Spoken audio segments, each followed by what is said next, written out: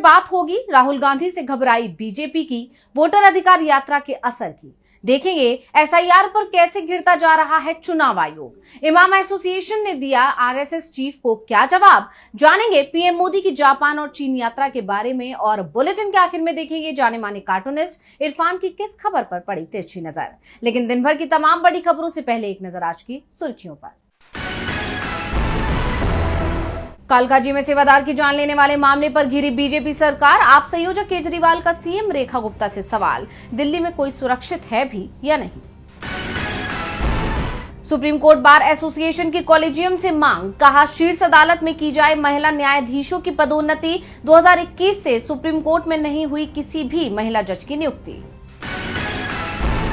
पूर्व उपराष्ट्रपति जगदीप धनखड़ ने पेंशन के लिए किया अप्लाई। राजस्थान विधानसभा में पूर्व विधायक के रूप में दिया आवेदन। 22 जुलाई को अचानक अपने पद से धनखड़ ने दिया इस्तीफा।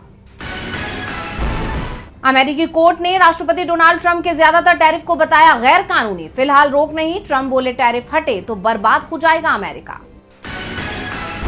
ये तो थी सुर्खियां, अब बात आज की सबसे बड़ी खबर की। राहुल गांधी की वोटर अधिकार यात्रा से बीजेपी में हड़कंप मचा हुआ है। सियासी माहौल पूरी तरह से महागठबंधन के पक्ष में शिफ्ट हो चुका है। 17 अगस्त को सासाराम से शुरू हुई राहुल गांधी की यात्रा अब पटना पहुंचने वाली है। सासाराम, देहरी, सुपौल और सीतामढ़ी की सभाओं में जिस तरह से युवाओं और महिलाओं की भारी भीड़ जुटी, उसने कांग्रेस को नई ताकत दी है। तो वहीं बीजेपी में बेचैनी दिख रही है। बीजेपी की बौखलाहट अब खुलकर सामने आ रही है। देखिए रिपोर्ट। बीजेपी के वोट बैंक का बड़ा हिस्सा कांग्रेस की तरफ खिसकता दिखाई दे रहा है और इसी की बौखलाहट अब बीजेपी नेताओं के अंदर दिख रही है। राहुल गांधी की यात्रा आरा पहुंची थी। राहुल खुली जीप में रोड शो कर रहे थे, तभी बीजेपी के कार्यकर्ता उन्हें काले झंडे दिखाने पहुंच गए।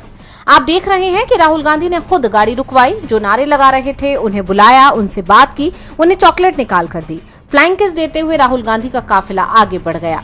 राहुल ने साफ कर दिया कि बीजेपी की नफरत को वो मोहब्बत से हराएंगे। राहुल मोहब्बत बांट रहे हैं तो बीजेपी नेता राहुल पर हमले कर रहे हैं।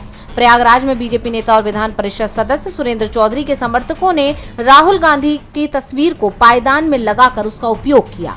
सदस्य सुरेंद्र चौधरी ने कहा कि कुछ दिनों में हम टिश्यू पेपर में उनकी तस्वीर छपवाकर उसका उपयोग करेंगे। सवाल ये उठ रहे हैं कि अगर इस तरह की हरकत विपक्ष के किसी कार्यकर्ता ने बीजेपी नेताओं के खिलाफ की होती तो अब तक देश के अलग अलग हिस्सों में उसके खिलाफ एफआईआर हो जाती। एक दिन पहले ही पटना में कांग्रेस के कार्यालय पर बीजेपी नेताओं और नीतीश सरकार में शामिल मंत्री ने हमला बोला था। जिन लोगों ने कांग्रेस कार्यालय में तोड़फोड़ की, उनके वीडियो और तस्वीरें भी सामने आए हैं, लेकिन बिहार में उनके खिलाफ एफआईआर तक दर्ज नहीं हुई। जबकि पीएम मोदी के खिलाफ एक युवक जिसका कांग्रेस से कोई संबंध नहीं है, उसके बयान पर राहुल गांधी के खिलाफ जरूर एफआईआर हो गई है। राहुल के खिलाफ बीजेपी की जो रणनीति है वो अब उस पर ही भारी पड़ती दिखाई दे रही है। सुरेंद्र चौधरी जो आरोप राहुल गांधी पर लगा रहे हैं उससे राहुल गांधी का कोई संबंध ही नहीं है।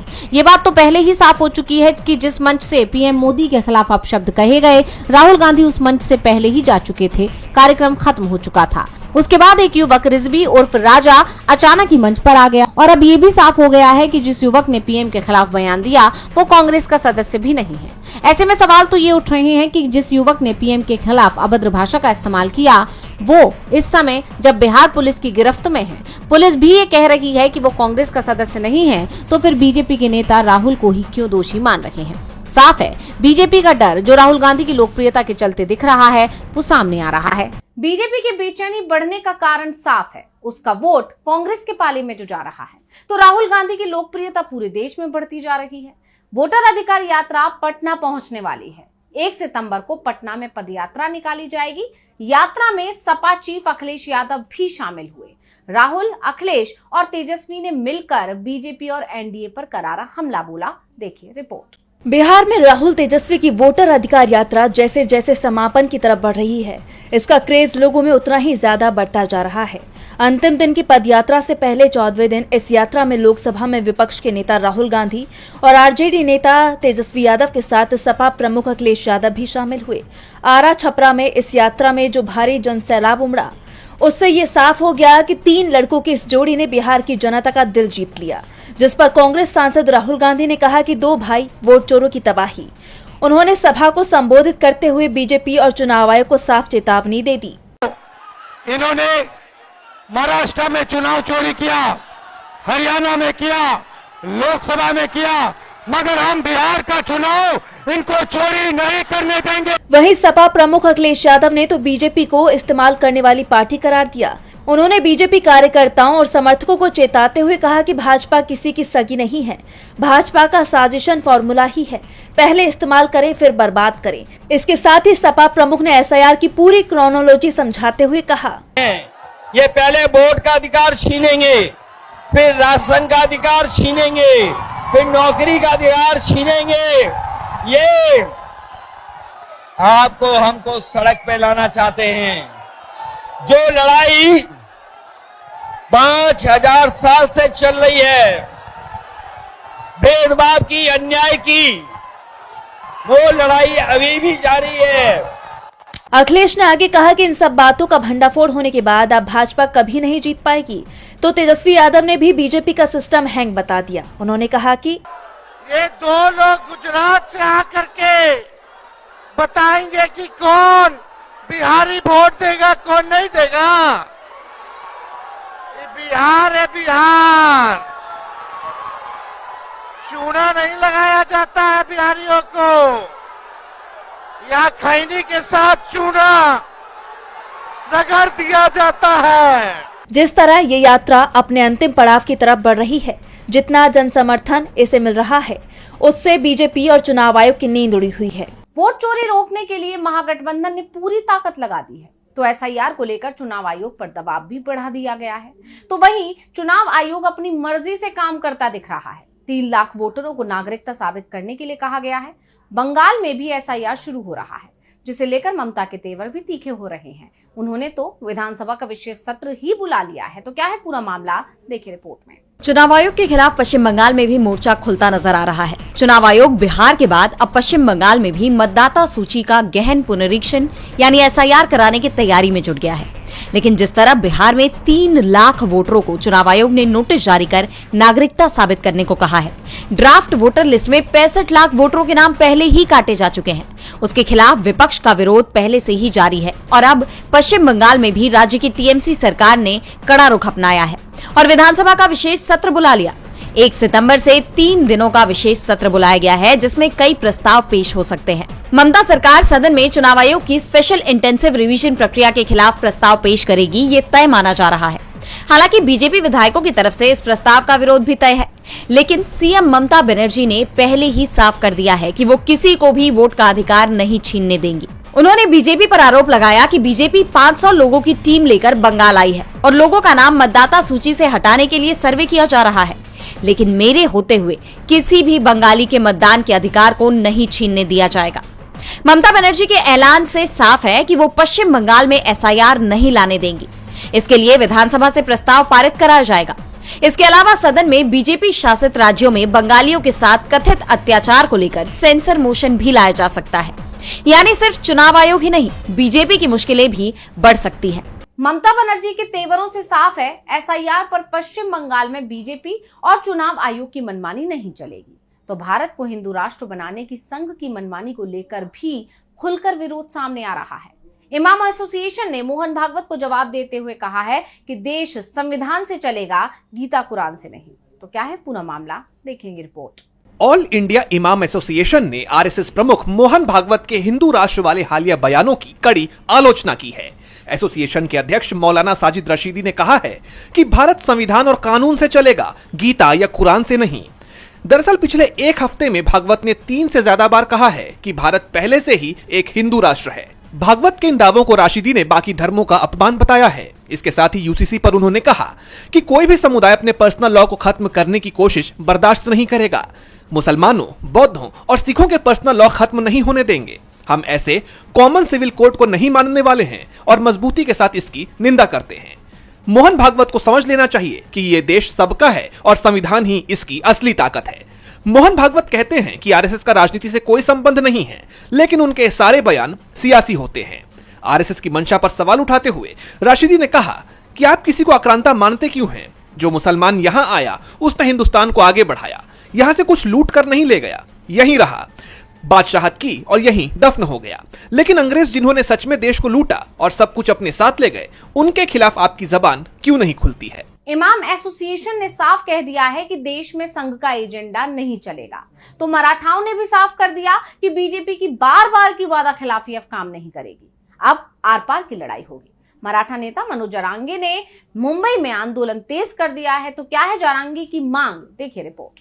महाराष्ट्र में मराठा आरक्षण आंदोलन दूसरे दिन भी जारी रहा, जिसके नेता मनोज जरांगे ने सरकार को कड़ी चेतावनी दे दी है। जरांगे ने साफ कहा कि मराठा समुदाय को राजनीति में कोई रुचि नहीं है और उन्हें सिर्फ शिक्षा और सरकारी नौकरियों में आरक्षण चाहिए। उनकी मुख्य मांग है कि सभी मराठों को कुणबी जाति का दर्जा दिया जाए, जिससे वो ओबीसी श्रेणी के तहत आरक्षण का लाभ पा सकें। जरांगे ने सरकार को चेतावनी दी कि हम अपना हक मांग रहे हैं, ये हमारी आखिरी लड़ाई है। सरकार समुदाय के धैर्य की परीक्षा न ले। अगर शिक्षा और नौकरियों में मराठा समुदाय के लिए आरक्षण की मांग पर फैसला लेने में देरी होती है तो मैं अगले 2 दिनों में पानी पीना बंद कर दूंगा। आंदोलन के दौरान जरांगे ने बीएमसी और राज्य सरकार पर भी गंभीर आरोप लगाए। उन्होंने दावा किया कि सीएम के दबाव में बीएमसी ने प्रदर्शनकारियों के लिए भोजन और पानी की सप्लाई रोक दी है और धरना स्थल के पास के शौचालय और होटल्स भी बंद करवा दिए हैं। उनका यह भी आरोप है कि सरकार ने आसपास की दुकानें भी बंद करवा दी हैं ताकि प्रदर्शनकारियों को असुविधा हो। इन सब के बीच महाराष्ट्र सरकार ने वंशावली समितियों का कार्यकाल 30 जून 2026 तक बढ़ा दिया है। ये समितियां मराठा समुदाय के उन लोगों को जाति और जाति वैधता प्रमाण पत्र जारी करती हैं जो कुणबी जाति के पात्र हैं। अब ये देखना होगा कि सरकार इस आंदोलन को शांत करने के लिए क्या कदम उठाती है और जरांगे कब तक अपना ये आंदोलन जारी रखते हैं। जरांगे मराठा आरक्षण को लेकर अब अड़ गए हैं। साफ कर दिया है कि इस बार तो वो अपनी बात मनवाने के बाद ही जाएंगे। तो वहीं पीएम मोदी जरूर 7 साल बाद चीन पहुंच गए हैं। पीएम पहले जापान पहुंचे थे, तो चीन यात्रा में पीएम का क्या है कार्यक्रम, देखेंगे रिपोर्ट। पीएम मोदी जापान के बाद अब चीन के दौरे पर हैं। जापान में 2 दिन की यात्रा के बाद वो चीन पहुंचे। उनके इस दौरे पर पूरी दुनिया की नजरें हैं, क्योंकि पिछले 5 साल में भारत चीन के संबंध बेहद खराब दौर में पहुंच गए थे।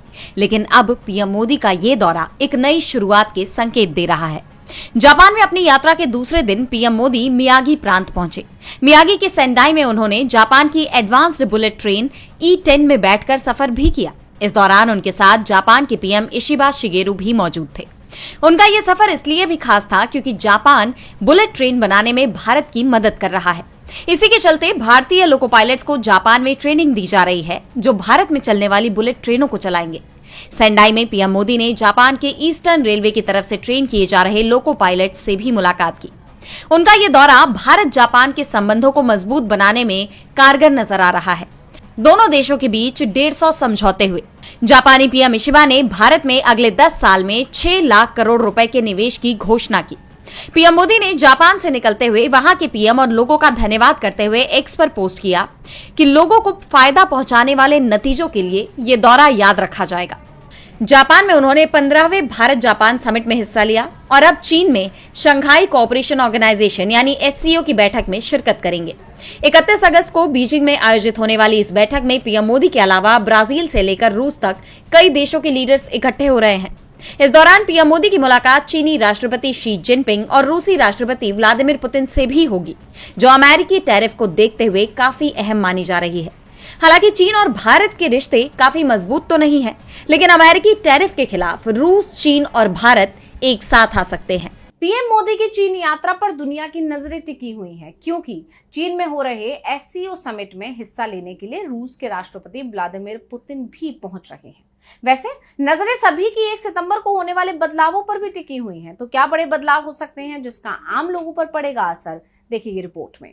सितंबर से कुछ बड़े वित्तीय बदलाव होने वाले हैं जो देश भर के लोगों के मासिक बजट पर असर डाल सकते हैं।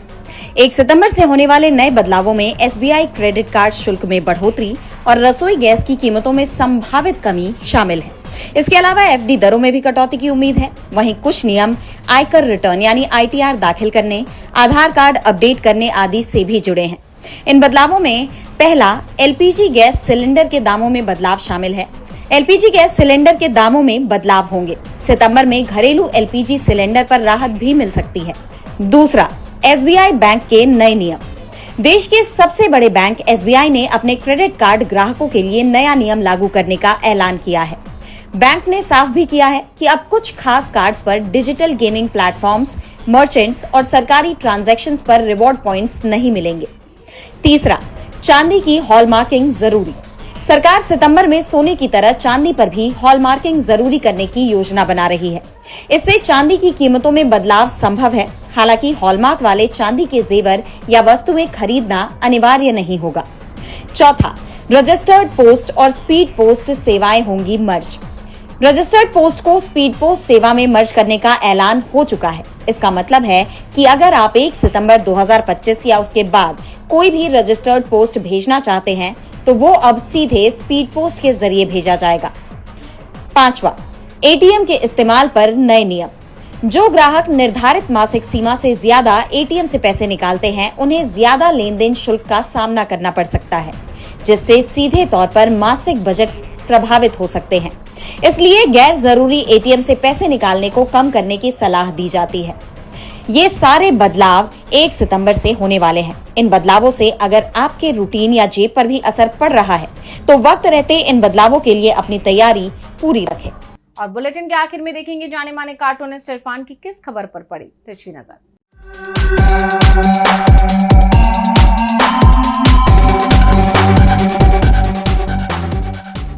संघ प्रमुख मोहन भागवत ने बीजेपी के हिंदू मुस्लिम एजेंडे में ये कहकर सेंध लगा दी कि स्वास्थ्य और शिक्षा जैसे मुद्दे वो आम आदमी के पहुंच से बाहर हैं। तो फिर भाई 11 साल से पिछले ये सरकार आखिर क्या कर रही थी, ये शायद सबको पता है। खैर, ऐसे में जब बिहार में चुनाव सिर पर हैं और बिहार में खास तौर से शिक्षा और स्वास्थ्य बहुत जरूरी मुद्दे हैं इस चुनाव में निर्णय देने के लिए, ऐसे में वही कह सकते हैं कि भागवत जी ने रायता फैला।